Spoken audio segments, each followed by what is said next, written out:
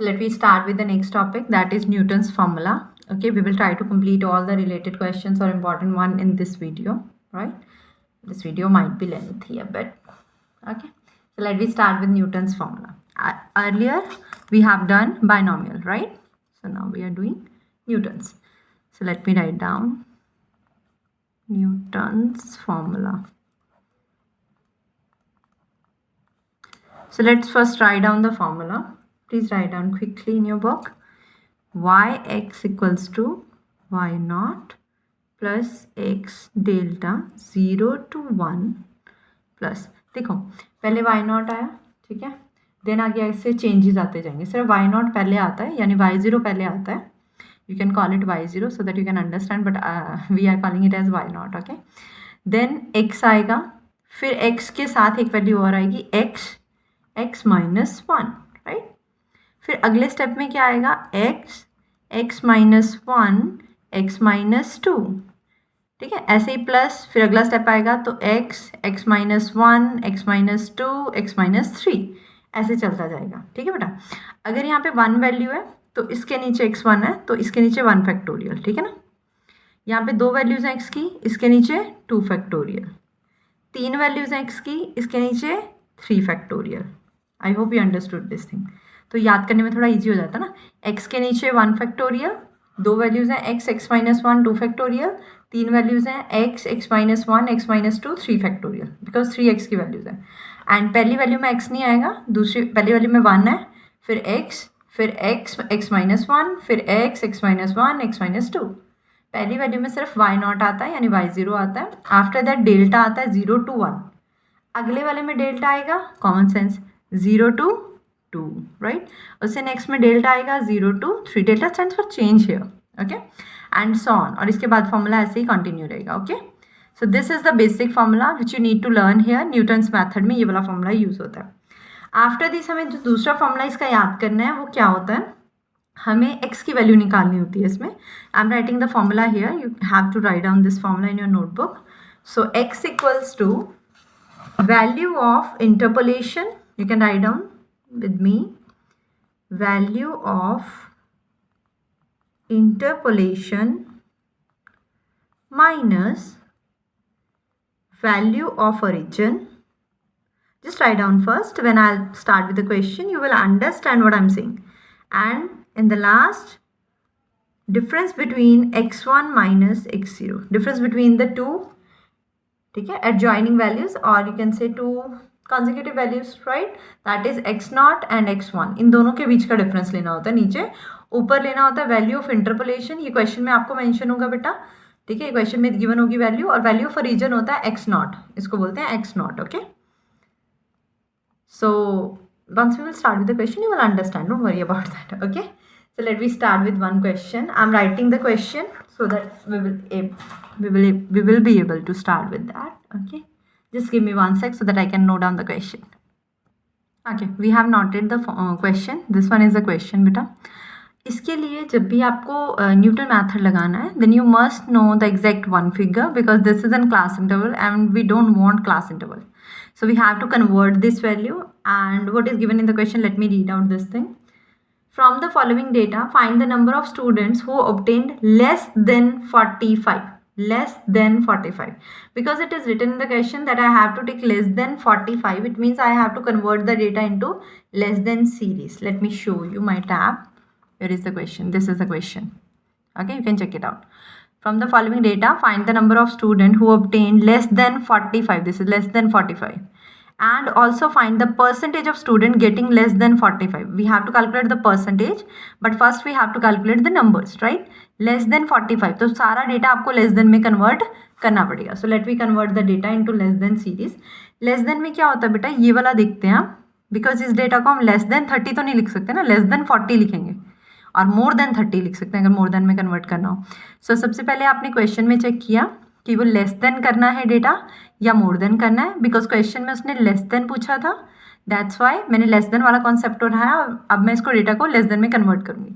Then I will write down here marks again, marks दोबारा से लिखेंगे. मैं भी यहाँ पे डेटा लिखूँगी, then I have to write down this again. Okay, अभी सिर्फ कन्वर्जन है. Less than 40 less than 50, less than 60, less than 70 and less than 80. I hope you understood this thing. अब क्या हुआ है, जब लेस देन 40 बोला हमने तब तो आंसर 31 ही था, नो प्रॉब्लम. बट जब मैं लेस देन 50 बोल रही हूँ तो उसमें तो ये दोनों आ जाएंगे ना. लेस देन 50 का मतलब क्या है कि 50 से छोटा, 50 छोटे, ये दोनों है. ये 40 से 50 के बीच में है, ये 30 से 40 के बीच में, और दोनों 50 से छोटे हैं. ध्यान से बेटा, जब हम यहाँ पे लेस देन 50 बोल रहे हैं तो इसका मतलब 50 से छोटे सारे लेने हैं आपने. तो ये दोनों वैल्यूज़ 50 से छोटी हैं, ये वाली दोनों. तो इन दोनों को ऐड करके लेना है अब आपने. ठीक है, 50 से छोटी हैं तो उन दोनों ऐड हो जाएंगी. सो माई वैल्यू वुड बी 73. ऐसे ही लेस देन 60, लेस देन 60 में तीनों ऐड होंगे, ये तीनों पार्ट. ठीक है, ऐड करेंगे इनको. करो कैलसी पे ऐड फटाफट से. 124. देन अगेन 4 ऐड होंगे, राइट. तो कितना बनेगा हमारा 159. एंड लास्ट में 31 भी ऐड कर लिया जब सब में, तो हमारा कितना बनेगा 190. आई hope you understood this thing. This is my new F, that is number of students. ये नंबर ऑफ स्टूडेंट्स आ गया, ये मार्क्स आ गए. ये करेक्ट फॉर्म है. यहाँ से आपको इसमें कन्वर्ट करना है सो दैट हम उसको आगे सॉल्व कर सकें. लेस देन में क्यों किया बेटा, क्योंकि क्वेश्चन में मेंशन था कि आपको लेस देन 45 निकालना है, तो इसलिए आपने उसको लेस देन में कन्वर्ट कर लिया. ओके जी. So now we are starting with our main pattern जो हमने बनाना है. उसमें क्या आएगा, ये कॉलम बनेंगे और इसके अलावा 4 कॉलम और बनते हैं. इट डिपेंड्स ऑन कि कितनी वैल्यूज़ है. ठीक है, पहले मैं डेटा लिख दूँ थोड़ा सा, फिर उसके बाद हम शुरू करते हैं. Marks and number of students. So this one is, मैं एक में ही लिखूंगी लेस देन 40, बाकी सब में सीधा आंसर वैल्यू डालूंगी ना. 50, 60, 70, 80. एंड नंबर ऑफ स्टूडेंट में 31, 73, 124, 159, 190. ओके बेटा. So now let we start. अब यहाँ पे ना आप चेक करो आपके पास कितने नंबर हैं. पहले हम नॉट देते थे ना नंबर, जैसे हमने बायनोमियल वाला किया था लास्ट टाइम, लास्ट लेक्चर में. तो उसमें हमने y वाले को नंबरिंग की थी, सिर्फ y0 यानी y0, y1, y2. रिमेंबर मैं आप लोगों के लिए y0 बोल देती हूँ सो दैट आपको समझ में आ जाए, अदरवाइज y0 बोलते हैं हम इसको. ठीक है ना. y0, y1, y2, y3, उसमें y को देते थे. न्यूटन में दोनों को देते हैं, x को भी देते हैं और y को भी देते हैं. तो इसका मतलब आपको यहाँ पे भी लिखना पड़ेगा. मेरे यहाँ पे ना स्पेस थोड़ी कम है, मैं इधर लिख देती हूँ. इसको लेना है बेसिकली आपको 40 को. ठीक है, चलो ये लिख देते हैं छोटा छोटा. x1, x2, x3, x4. Okay. सो ये मेरी x की वैल्यूज आ गई. ऐसे ही सेम मुझे y को देनी है, तो मतलब न्यूटन में दोनों को देनी होती है. This is my 31. ओके, 31 है. y0, y1, y2, y3, y4. तो जहाँ तक ये जा रहा है y4 तक जा रहा है, तो यहाँ पे आगे 4 कॉलम बनेंगे. 3 तक जाएगा तो आगे 3 कॉलम बनेंगे. इसके हिसाब से बनते हैं कॉलम. ठीक है, 4 तक जाएगा ये कॉलम तो 4 कॉलम बनेंगे. अब जैसे मैं यहाँ पे बना रही हूँ 1, 2, 3 एंड 4. ठीक है, 4 कॉलम बन गया हमारे. फर्स्ट कॉलम में हम लिखेंगे डेल्टा 1, नीचे कुछ नहीं आएगा बेटा, ऊपर आएगा सिर्फ. Then delta 2, then delta 3 and delta 4. Understood. Delta 1, delta 2, delta 3, delta 4, क्योंकि 4 तक गया. अगर यहाँ पे 5 होता तो एक कॉलम और बनता है यहाँ पे डेल्टा 5 के नाम से. अंडरस्टूड. अब क्या करना होता है, ध्यान से देखेंगे. अब आपने y को उठाना है, सेकंड वाले y में से फर्स्ट वाला माइनस करना है. ध्यान से, सेकंड वाले में से फर्स्ट वाला माइनस करना है, यानी y1 माइनस y0 या y0. ठीक है, इसमें से ये वाला माइनस करना है. सो 73 में से 31 माइनस करेंगे तो कितना बनेगा हमारा 42. ठीक है, ऐसे ही अगला करो. 124 में से 73 माइनस करो, कितना बनेगा. इन दोनों के बीच में लिखना होता है. ठीक है ना. 124 में से 73 माइनस करेंगे तो 51. फिर 159 में से 124 माइनस करेंगे तो 35. देन लास्ट वालों में से 190 में से 151 माइनस करेंगे देन 31. ओके. अब जो ये आपका आंसर आया इसको नाम देंगे. ये तो आपको समझ में आ गया, इसके ऊपर 1 तो रहेगा ही रहेगा, क्योंकि ये 1 वाले कॉलम के अंदर है तो सारों में डेल्टा 1 ऊपर तो आएगा ही आएगा. ये तो मैंडेटरी है ही है. ठीक है. अब क्योंकि जो पहले वाला सॉल्व किया उसमें 0 आएगा, दूसरे वाले में 1 आएगा, तीसरे वाले में 2 आएगा, देन 3 आएगा. ओके, 0, 1, 2, 3. ऊपर वाला पहले लिख लिया करो आप, जिससे पैटर्न में मैं लिख रही हूँ ना वैसे ही लिखना. अब भी आपको ईजी हो जाएगा. पहले आपने माइनस करके इन दोनों को माइनस किया, उसके बीच में लिखा, फिर अगले 2 को माइनस किया, नीचे वाले से ऊपर वाला, फिर उनके बीच लिखा, फिर 159 में से किया. देखो सब में मैंने ना बीच में लिखा है. ठीक है, तो बीच में लिख के फिर डेल्टा डाल के 1 के कॉलम में है तो ऊपर सब में 1 1 लगा दो. देन 0, 1, 2, 3. ठीक है ना. अब देखो जैसे मैं अगला कहते हैं, अगले में क्या करेंगे, अगले 2 को हटाएंगे. दिस वन, इस कॉलम को उठाओ, इसमें से ये वाला माइनस करेंगे तो इन दोनों के बीच में लिखेंगे, ठीक है ना। 51 में से 42 माइनस किए तो 8 + 1 9, सो 9 इनके बीच में लिखेंगे। नेक्स्ट 35 में से 51 माइनस करेंगे, नेगेटिव में आएगा आंसर, करो ज़रा। 35 में से 51 तो 15 और 16 बचेगा, आई थिंक सो नेगेटिव में, ठीक है। कैल्सी पे कैसे करते हैं बेटा, पहले 35 लिखो सेकंड वाली वैल्यू, उसमें से -51, तो ऑटोमेटिकली ना कैल्सी में -16 आ रहा होगा, तो आपको पता चल जाएगा कि -16 है answer. Answer can be negative can be positive, कोई प्रॉब्लम नहीं है उसमें। देन 31 में से 35 माइनस करेंगे, कैल्सी पे ऐसे ही करो, 31 लिखो फिर -35 लिखो, तो कितना आ गया -4। आई hope you understood this thing. अब सेम इसमें भी वही करेंगे, सबसे पहले हम डेल्टा लिखेंगे सब में, और फिर क्योंकि ये 2 वाले कॉलम का है तो सब में 2 लिख देंगे, 2 2 2, then 0 1 2। I hope you understood this thing. Similarly third column में आ जाओ आप, राइट। थर्ड कॉलम में क्या करेंगे, इन दोनों को करेंगे। तो अब ध्यान से देखना बेटा थोड़ा सा, कैल्सी पे टाइप करो -16 -9, क्योंकि हमने तो इसमें से ये वाला माइनस करना है ना, इस वाले में से ये ऊपर वाला माइनस करना है, तो -16 लिखेंगे फिर -9 लिखेंगे। कैल्सी अब ऑटोमेटिकली उसको प्लस करके सीधा बताएगा आपको -25। तो जो कैल्सी पे टाइप होगा आपने वही चेपना है। अगर किसी को कैलकुलेशन नहीं आती है प्लस माइनस की, अपनी बुद्धि नहीं लगानी है ज़्यादा, ठीक है। बस जो लिखा है वो कैल्सी पे चेप दो एज इट इज। सो -16 -9, जब आप ये चेपेंगे कैल्सी पे, कैल्सी ऑटोमेटिकली -25 बताएगा। Type it here, I mean write it here, okay. So next one -4। Now you have to think, अब कैल्सी नहीं बताएगा, सही, ठीक है। अब क्या पंगा पड़ रहा है, अब ये आ रहा है कि जब हम -4 लिखेंगे, देखो क्या करेंगे, -4 फिर -16, ये आ रहा है ना। अगर दोनों वैल्यूज जो माइनस हो रही हैं, जिनको माइनस करना वो दोनों में माइनस है, तो आपको कॉपी में पहले लिखना पड़ेगा। अगर दोनों वैल्यूज, देखो अभी तक क्या था, ये वाली नेगेटिव थी, ये पॉजिटिव थी, कोई प्रॉब्लम नहीं थी, है ना। तो इस केस में ये दोनों नेगेटिव है। अगर दोनों वैल्यूज नेगेटिव होंगी तो आपको साइड में ऐसे बनाना पड़ेगा, पहले सेकंड वाली वैल्यू लिखो, दैट इज -4, फिर माइनस का साइन, फिर ऊपर वाली वैल्यू फर्स्ट वाली, दैट इज -16, ओके। अब इनके साइन चेंज होंगे, माइनस माइनस, पहले बीच वाले साइन खत्म होंगे, माइनस माइनस प्लस, ये चीज़ बन गई। अब क्योंकि एक साइन बन गया ना, एक साइन को हम सॉल्व कर सकते हैं, दो साइन को नहीं हम सॉल्व कर सकते थे ऐसे डायरेक्ट कैल्सी पे। अब कैल्सी पे ये चीज़ टाइप करो, -4 + 16, you will get your answer, that would B plus का 12। अंडरस्टूड। इस चीज़ को अच्छे से समझ लेना बेटा, अगर दोनों में नेगेटिव साइन है ना तो पहले उसको लिख लेना एक बार, और ये दोनों बीच के साइंस को एक साइन कन्वर्ट करना है, बिकॉज दो साइन हम कंटिन्यू नहीं कर सकते ना, उसको एक साइन में कन्वर्ट करना पड़ेगा आपको पहले। तो माइनस माइनस दोनों है, उसको कन्वर्ट करके प्लस में कन्वर्ट कर लो पहले। After converting into plus, then you have to type the same value on your calci and you will get exact correct answer, that is 12। And the same process, अब क्या करेंगे, 3 ऊपर लिखेंगे, 3 ऊपर लिखेंगे, 0 1, understood or not? So this is the value, okay। and the last part 12, अब देखो 12 minus -25, अब दो साइन आ गए ना फिर से, ठीक है। 12 माइनस -25, अब यहाँ पे देखो ज़रा फिर से 12 लिखेंगे, माइनस करेंगे, -25। अगर आपको ज़्यादा कन्फ्यूजन हो ना, आप हर क्वेश्चन में साइड में लिख लो, बस ये चेक करना कि दो साइन नहीं होने चाहिए इकट्ठे, जैसे यहाँ पे ये दो साइन हो रहे हैं ना इकट्ठे, ये नहीं होना चाहिए, ये दो साइन नहीं होने चाहिए, एक बनना चाहिए यहाँ पे, तभी सॉल्व हो सकता है क्वेश्चन, नहीं तो नहीं। तो आप हर स्टेप में यही करना, किसी भी स्टेप का आप माइनस कर रहे हो तो लिख के करो कॉपी में, यहाँ पे साइड में रफ में दिस माइनस दिस, तो आपको ज़्यादा क्लियरली समझ में आ जाएगा कहाँ पे दो साइन बन रहे हैं, कहाँ पे नहीं बन रहे हैं।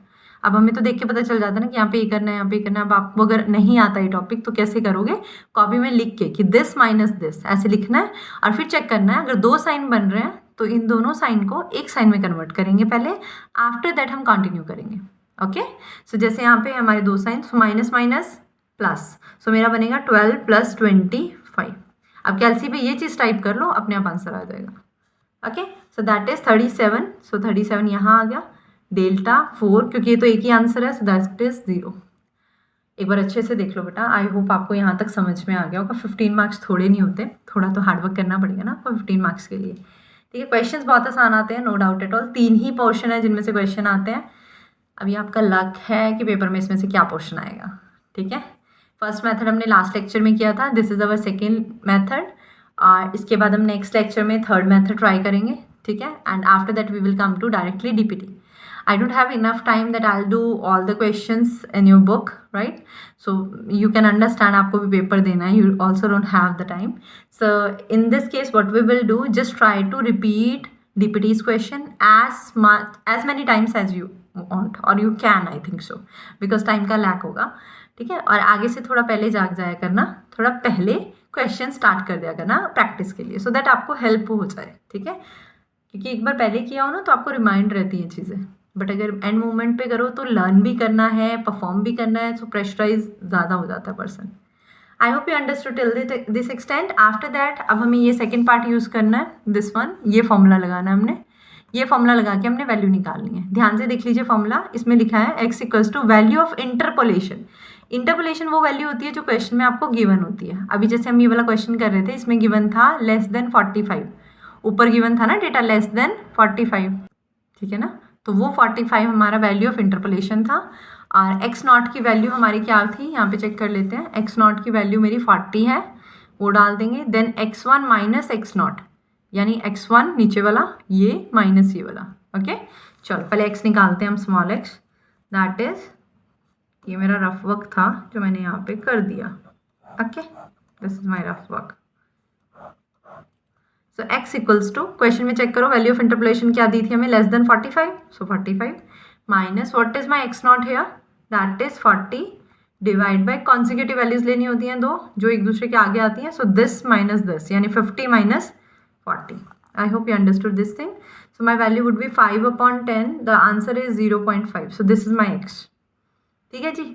अब करते हैं क्वेश्चन शुरू. ये रहा था फॉर्मूला अपना ऊपर टॉप पे जो हमने लिखा था, यही फॉर्मूला अब हमने सारी जगह फॉलो करना है. आपने फॉर्मूला एग्जाम में लिखना है एक बार, ठीक है? क्योंकि यहाँ पे कहाँ तक जा रहे हैं हम बेटा, y4 तक जाएंगे ना हम लोग, 4 टर्म तक जाएंगे, तो इसका मतलब ऊपर आपका 3 तक आएगा, ठीक है? मैं एक बार लिख देती हूँ, चलो फॉर्मूला आपके लिए.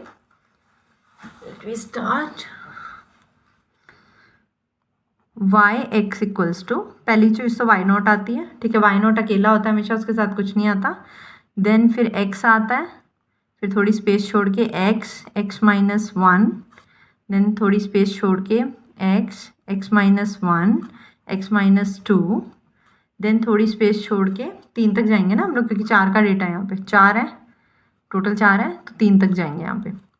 3 मतलब x की 3 तक, x minus 1, x minus 2, x minus 3. Actual में ना 4 टर्म्स हो जानी चाहिए बेसिकली, तो काउंट कर लो आप. पहली टर्म ये होगी, दूसरा ये, 3, 4, 5, ये बनी है आपकी 1, 2, 3, 4, 5. ओके, अगर ऐसे नहीं समझ में आता इट वुड बी बेटर कि 4 तक है ना तो 4 तक जाएंगे, ठीक है? जब तक 4 नहीं आता, यानी यहाँ पे ये चीज़ें 4 नहीं बनती, 1, 2, 3, 4 ऐसे, ठीक है? नहीं तो याद तो करना पड़ेगा formula. We are helpless in this part. So first वाले में 1 है, 0 से 1, दूसरे वाले में 2 आ जाएगा, ठीक है? तीसरे वाले में 3 आ जाएगा, और चौथे वाले में 4 आ जाएगा. मतलब जो ये वाला है ना y0, उसको तो छोड़ना ही है, उसके बाद से काउंट कर रही हूँ मैं. 1, 2, 3, 4. अभी इनमें सब में 0 वाले आंसर आते हैं. सो 0, 0, 0. ओके, x के नीचे x अकेला है तो 1 फैक्टोरियल, 2 वैल्यूज़ हैं 2 फैक्टोरियल, 3 वैल्यूज़ हैं 3 फैक्टोरियल, एंड 4 वैल्यूज़ हैं 4 factorial. I hope you understood this thing, right? Now I am going to put the values here, that's it. So let we do y(x) equals to, y naught की value कितनी थी, ऊपर check करो यहाँ पर data में, 31. So I am writing this value 31 plus x की value कितनी आई थी, हमें यहाँ पे सॉल्व किया था हमने x 0.5, ठीक है? अपॉन 1 फैक्टोरियल तो 1 ही ओह सॉरी, अपॉन 1 फैक्टोरियल तो 1 ही होता है. साथ में क्या लिखना है, डेल्टा 0 से 1 वाला, 0 से 1 वाला चेक करो यहाँ पे, डेल्टा 0 से 1 वाला कितना था मेरा, 42. तो ये वैल्यू आएगी यहाँ पे इंटू 42 प्लस x कितना था 0.5, नेक्स्ट क्या आएगा 0.5 minus 1 upon 2 factorial means 2 into 1, right? Into sorry 0 से 2 की वैल्यू चेक करते हैं यहाँ पे, 0 से 2 ये रहा 9, राइट? सो ये पुट करेंगे यहाँ पे 9 plus next 0.5, then 0.5 minus 1, 0.5 minus 2, right? Whole divide by 3 factorial. 3 factorial का मतलब क्या होता है?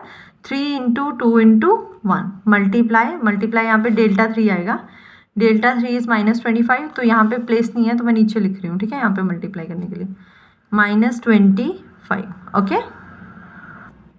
ओके बेटा, नाउ 25 आ गया, ठीक है। 25 के बाद हम क्या करेंगे, इसमें अगला मेथड, अगली वैल्यू डालेंगे। यहाँ तक का पोर्शन हो गया फॉर्मूले का, प्लस देन x 0.5, फिर -1, 0.5 -1, देन 0.5 -2, देन 0.5 -3 अपॉन 4 फैक्टोरियल था बेटा। Then you have to multiply 4 into 3 into 2 into 1 into 0 से लेके 4 तक जाना हमने। So this is my 0 to 4, that is 37। Okay, I hope इसमें आपको कोई प्रॉब्लम नहीं होगी मल्टीप्लिकेशन में, ये तो आप कर ही लेंगे सिंपल सी, ठीक है। सारी चीज़ें आपको मल्टीप्लाई करके सॉल्व करके लिखनी है, that's your responsibility and you will get your answer. बाकी इस क्वेश्चन में एक बोला था उन्होंने कि परसेंटेज निकालनी है आपने। परसेंटेज कैसे निकलती है? जब आपका ये वाला आंसर आ जाएगा, आपने क्या करना है, लेट इट बी, मैं नेक्स्ट शीट पे कर देती हूँ एक बार, give me one second. Let it be, हमारा आंसर आ रहा है yx इक्वल्स टू 48, राइट। 48 हमारा आंसर आ गया। तो अब चेक कीजिए आपके टोटल स्टूडेंट्स कितने थे। टोटल स्टूडेंट कहाँ से पता चलते हैं बेटा? जो हमारा ये नंबर ऑफ स्टूडेंट्स होता है स्टार्टिंग में जो क्वेश्चन में गिवन था, उसका टोटल करना होता है हमने। 190 आ रहा है, और यही टोटल सेम होता है हमारा जितना हमारा लास्ट आता है। लेस देन मोर देन का जो लास्ट होता है ना, वही हमारा टोटल होता है एक्चुअल में। बट पेपर में आपने क्या करना है, आपने पेपर में क्वेश्चन पेपर उठाना है, उसमें नंबर लिखे होंगे, बस लेस देन मोर देन नहीं होना चाहिए ये वाला। मतलब यहाँ पे ना पहले से लेस देन मोर देन नहीं लिखा होना चाहिए, क्योंकि अगर लेस देन मोर देन है तो जो लास्ट वाली चीज़ होती है ना, वही आपका टोटल होती है। इसको ना CF बोलते हैं, आपने पहले पढ़ा होगा मीन मीडियन मोड। तो मीडियन निकालते टाइम ना हमें CF चाहिए होता है, तो CF का जो लास्ट वाला होता है वही सिग्मा F होता है। सो ये वही चीज़ है। तो आपके पास अगर लेस देन मोर देन में है कोई डेटा, तो लास्ट वाली वैल्यू उसकी F होगी। और अगर लेस देन मोर देन में नहीं है, नॉर्मल सिंपल फॉर्म में डेटा है, देन इसका टोटल कर लेना, वो आपके टोटल नंबर ऑफ स्टूडेंट्स होंगे, ठीक है। सो अब इस क्वेश्चन में क्या अज्यूम किया हमने कि हमारा आंसर 48 आ रहा है। टोटल नंबर ऑफ स्टूडेंट्स कितने हैं हमारे पास? 190। सो 48 डिवाइड बाय 190 इंटू 100, इससे आपके पास परसेंटेज ऑफ स्टूडेंट्स आ जाएगी। आप गाथा पूरी खुद लिखना। परसेंटेज ऑफ स्टूडेंट्स आ जाएगी जिनके लेस देन 45 मार्क्स आए हैं, that is 48 upon total into 100 and you will get the percentage. Okay, we are going to do one more question from this part, that is more than concept. Okay, so let me write the question first. So this is my question बेटा, that is example number 12, more than question है। और आपको भी बताया था मैंने कि अगर less than more than में डेटा दिया होता है, सो जो वैल्यूज़ होती हैं वो टोटल आपको पहले से प्रोवाइडेड होता है। तो मोस्टली लास्ट वाली वैल्यू लेस देन में जो होती है वो टोटल होती है, और मोर देन में टॉप वाली वैल्यू टोटल होती है, ठीक है। लेस देन मोर देन में लास्ट वाली वैल्यू टोटल होती है लेस देन में, और मोर देन में टॉप वाली वैल्यू। आप खुद कॉमन सेंस लगाइए ना, जहाँ पे ज़्यादा वैल्यू आ रही है वो आपका टोटल हो जाएगी, ठीक है। अब इस केस में मैं ये तो नहीं बोल सकती ना 25 इन सब का टोटल है, वो तो कॉमन सेंस है। तो इन सब का टोटल ये हो सकता है 600। तो लेस देन में नीचे वाली वैल्यू टोटल होती है, जैसे बड़ी वाली सबसे बड़ी वैल्यू टोटल होती है, बस ऐसे याद कर लो। मोर देन में सबसे बड़ी वैल्यू टोटल होगी, सो दैट इज 600 आपका F का टोटल होगा, राइट। अब इस क्वेश्चन में मुझे पूछा था जो, let me show you my tab, this is the question. From the following data estimate the number of employees in a firm who earns more than 1200 but not more than 2400। कहता 1200 से ज़्यादा होनी चाहिए बट 2400 से कम होनी चाहिए उनकी earning. 1200 से ज़्यादा बट 2400 से कम, इसीलिए हमें ऐसा डेटा दिया। तो इसमें दो पार्ट बनेंगे क्वेश्चन के, पहले 1200 से क्वेश्चन होगा, फिर 2400 से क्वेश्चन होगा। सो राइट नाउ मैं क्वेश्चन स्टार्ट कर रही हूँ। ओके, तो सबसे पहले हम क्या करते हैं क्वेश्चन में, हम सबसे पहले नेमिंग करते हैं क्वेश्चन को। कैसे? x0, right, x1, x2, x3, x4, x5। Then हम क्या करेंगे, y का y0, y1, y2, y3, y4, y5। Okay, once we will complete this we will draw the next table. अच्छा, पिछले टेबल में हमने ये भी कन्वर्ट किया था ना, पहले ये बनाया था फिर हमने सॉल्व किया था। इसमें तो बना बनाया तो इतना इशू नहीं है आपको, आप सीधा यूज़ कर सकते हैं उसको, ठीक है जी। सो नाउ अब इसके अंदर हम क्या निकालते थे, पहले हम ये लास्ट वैल्यू देखते थे, उतने कॉलम बनेंगे। 5 है लास्ट वाली वैल्यू, तो 5 कॉलम बनेंगे। So 1 2 3 4 5। Okay, so let we start. Delta 1, delta 2, delta 3, delta 4, delta 5. Okay, so पहले दो का डिफरेंस लेंगे, इन दोनों का difference, so that would be my negative, right. Check करो फटाफट से. 550 कैलसी पे टाइप करो, -600 -50, देन 425 -550, सो दैट इज -125. ठीक है, आगे 275 -425, so next part is 25, that is -150, right.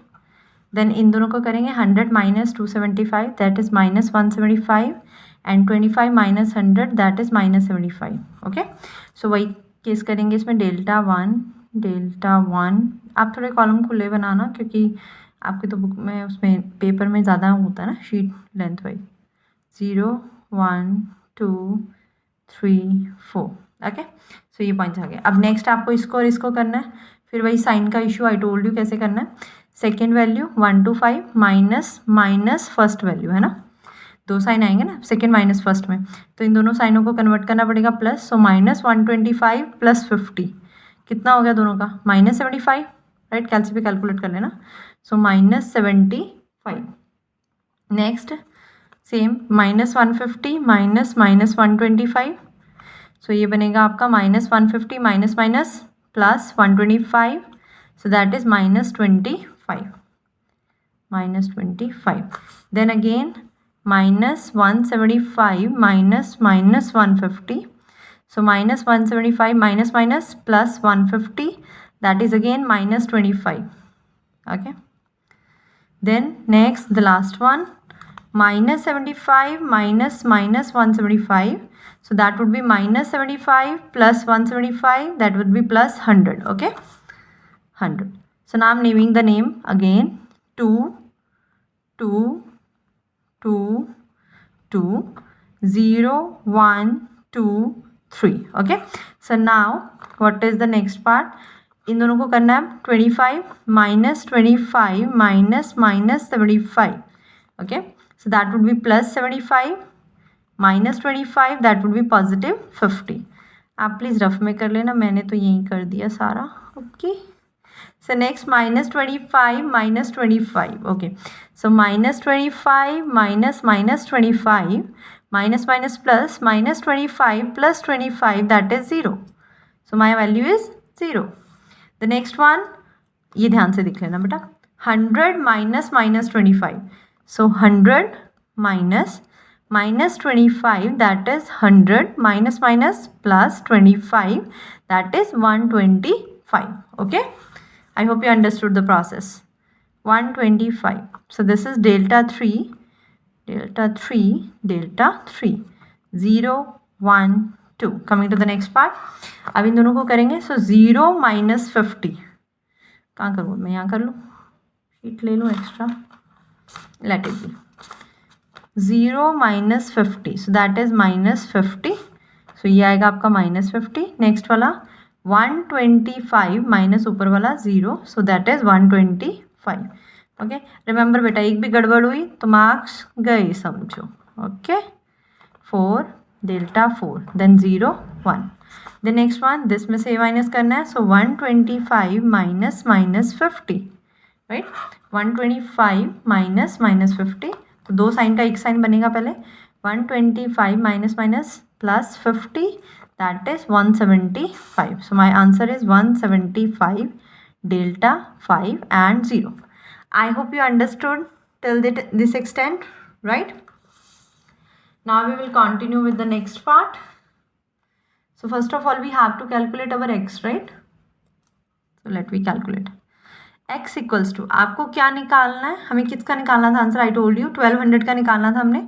1200 minus, ये क्वेश्चन में गिवन होता है बेटा अलग से, क्वेश्चन के ऊपर वाले पार्ट में गिवन होता है. 1200 minus x not. x not कितना है मेरा, x0 500 अपॉन दो टर्म्स में से माइनस करना होता है, x1 माइनस x0 या x naught. So this minus this minus this, Prabhu ji. Okay, 1000 minus 500. So my answer is 700 upon 500. So this would be 5 ones are 5.4, 1.4. okay, so this is the value of x here. Let me continue with the question. Let me write down the formula first, that y power x equals to y naught plus x minus 1. आपको पता ही है, हम आगे तक continue करेंगे इसमें. x minus 1 x minus 2 then plus x minus 1 x minus 2 x minus 3, right. Then क्योंकि यहाँ पे 5 तक जा रहा है तो हम 4 तक की कैलकुलेशन लिखेंगे, right. So plus x minus 1 x minus 2 and मैं नीचे लिख रही हूँ, ठीक है, साथ में वहाँ पे प्लेस नहीं है ना. x minus 3 x minus 4, ओके. देन x अकेला है तो 1 फैक्टोरियल, x minus 1 है then 2 factorial, x minus 1 x minus 2 है 3 factorial, then again x minus 1 x minus 2 x minus 3 4 factorial.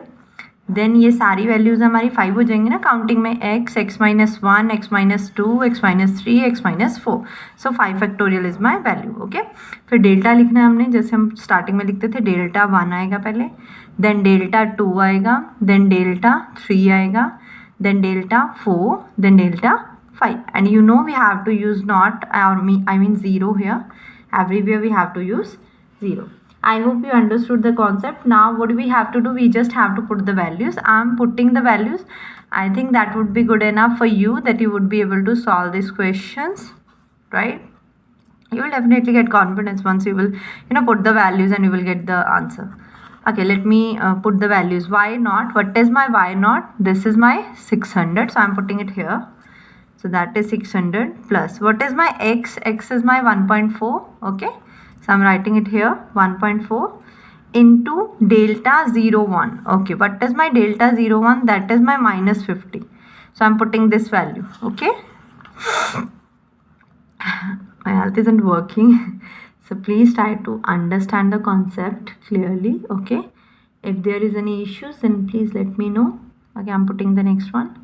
That is x minus 1, okay. That is 1.4 minus 1 upon 2 factorial. I hope you can understand. For 2 factorial we can write down 2 into 1, and delta 20, I'm checking the value, delta 20, that is minus 75, okay.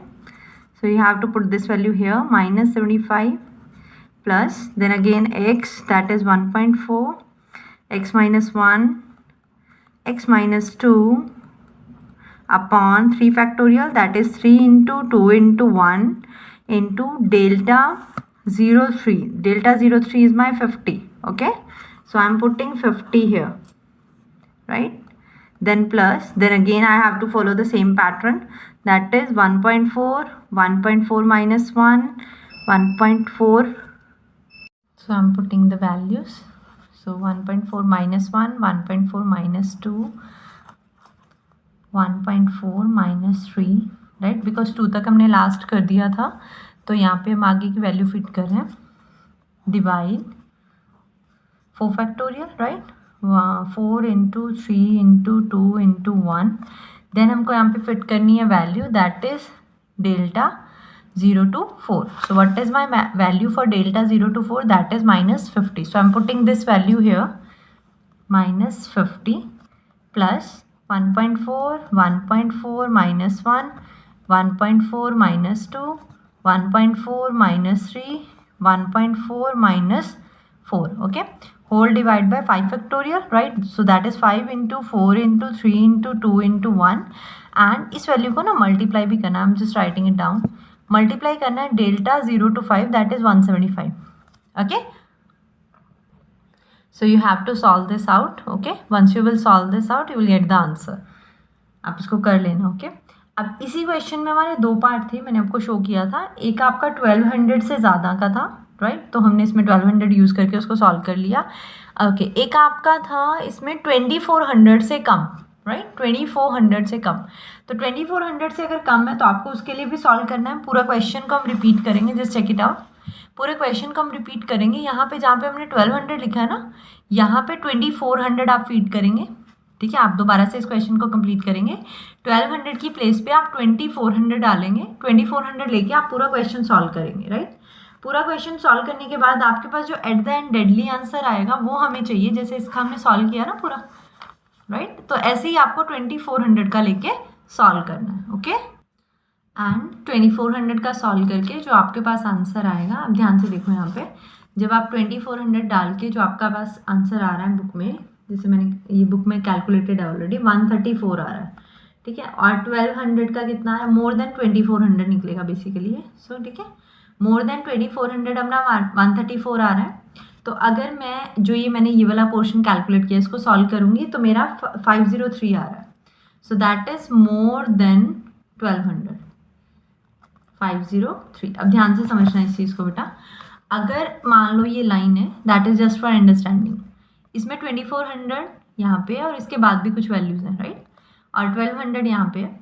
तो जब मैं more than 1200 बोल रही हूँ तो मेरा कौन से वाला पोर्शन आ रहा है, यहाँ से ये पूरा, राइट। 1200 से ज़्यादा मतलब ये पूरा, हमें नहीं पता ये डेडली लाइन कहाँ पे है, राइट। सो 1200 से ज़्यादा है तो इसका मतलब इस पूरे का आंसर है आपके पास। और मोर देन 2400 आपका कितना है, 134। तो मोर देन 2400 आपका ये वाला पोर्शन है, ठीक है। आपको ये पूरा पता है बड़े वाला, आपको ये पता है, दोनों को माइनस कर लोगे तो आपके पास ये वाला आंसर आ जाएगा ना, दिस वन। तो अब ध्यान से देखो, जो 1200 से ज़्यादा वाला है उसका आंसर 503 है, और जो 2400 से ज़्यादा है उसका आंसर 134 है। दोनों को माइनस कर लो, 503 minus 134 and you will get this value, right. ये आंसर आ जाएगा। ओके, सो लास्ट में आपने क्या करना है, जब भी कभी पेपर में ना न्यूटन का क्वेश्चन आता है तो उसमें मोर देन, लेस देन ऐसी चीज़ें दी होती हैं। तो जब भी कभी ऐसी चीज़ें दी होंगी तो आपने ये देखना है आपका क्वेश्चन का जो डेटा है वो कैसा है, वो मोर देन है, तो दोनों में ना जो आंसर निकलेगा वो मोर देन का निकलेगा। तो जैसे यहाँ पे आपने 1200 पुट किया तो मोर देन 1200, जब यहाँ 2400 करेंगे तो मोर देन 2400, फिर आप एंड में देख लो कि दोनों को माइनस करके आपका अल्टीमेटली आंसर आ जाएगा, right. I hope you understood this question. Let me check, is there another question which we need to do right now? So we are almost done with Newton method.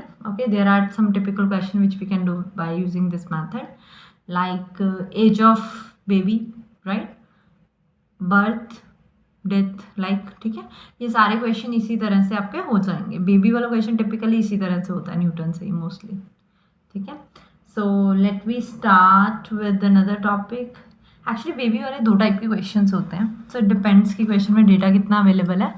But आप try करना paper में या तो mention ही हो, if mention नहीं है then आपके पास option होती है, बिकॉज आपको मैंने पहले भी बताया था बाइनोमियल में इंटरपोलेशन और एक्सट्रापोलेशन दोनों मेथड यूज़ होते हैं। न्यूटन में सिर्फ इंटरपोलेशन होती है, ठीक है। इंटरपोलेशन के केस में ही न्यूटन मेथड यूज़ होता है। तो ट्राई करना कि अगर आपकी बुक में जो एग्जाम्पल है आप एक बार इलास्ट्रेशंस देख लेना, उसमें बर्थ वाला ना एक होगा एग्जाम्पल, बेबी बर्थ वाला, तो वो वाला एग्जाम्पल इन्होंने आई थिंक न्यूटन से किया हुआ है, बट वो दोनों से हो सकता है, but it would be better if you should go for Newton method. तो पेपर में कुछ ऐसे टिपिकल क्वेश्चंस होते हैं, जैसे बेबी वाला हो गया एक, तो मैंने बताया, एक अर्निंग वाला क्वेश्चन हो गया। तो ये क्वेश्चन टिपिकली न्यूटन मैथड में ही फॉलो होते हैं, बाकी जगह नहीं होते। तो मतलब अगर आप उनसे आंसर करेंगे इसका, that's best, but it's not incorrect, but that's the best one. So binomial की हमने कर लिए question, this is Newton method. Almost हमने दो या तीन क्वेश्चन कर लिए हैं, इसके 2 क्वेश्चन हो गया I think so. So I think आपको कॉन्सेप्ट समझ में आ गया है। Now you need practice, and this practice will be done by doing DPT questions. Okay, so we will do that later. Now this is all for this one. Okay, and in the next video we will try to cover Lagrange method. Okay, thank you, keep watching, bye bye.